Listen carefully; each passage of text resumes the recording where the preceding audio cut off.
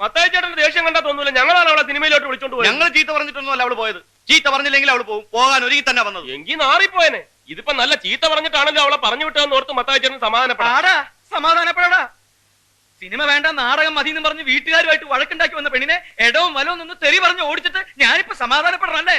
എടാ, ഒരു പെണ്ണിന്റെ മുഖത്ത് നോക്കി പറയാൻ കൊള്ളാവുന്ന ചീത്തയാണടാ നിങ്ങളൊക്കെ പറഞ്ഞത്, പട്ടികളെ. അല്ല, അതിപ്പോ ഞാൻ അതിപ്പോ ഇല്ല. അവളെ നീ ഇത്രയും ചീത്ത വിളിക്കേണ്ട യാതൊരു കാര്യമില്ല. ഞാനും ചീത്ത വിളിച്ചു.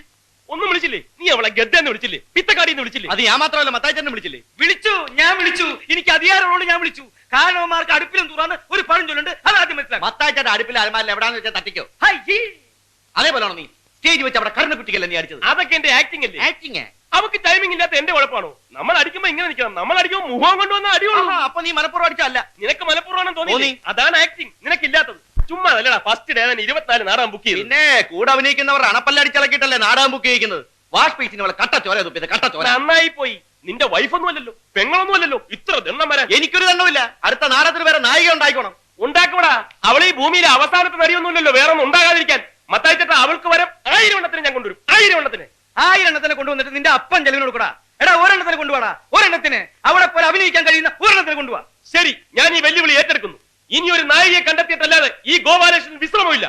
അപ്പൊ ഈ ജന്മത്തവൻ വിശ്രമിക്കത്തൂല്ല. എടാ, നീ എവിടേക്ക് പോണേ? കണക്ക് നോക്കണ്ടേ? കണക്കൊക്കെ ഞാൻ നോക്കിയോടാ. നീ അവിടെ പോയി കിടന്നുറങ്ങാ. പിത്തക്കാടി. എന്താ നീ പറഞ്ഞേ?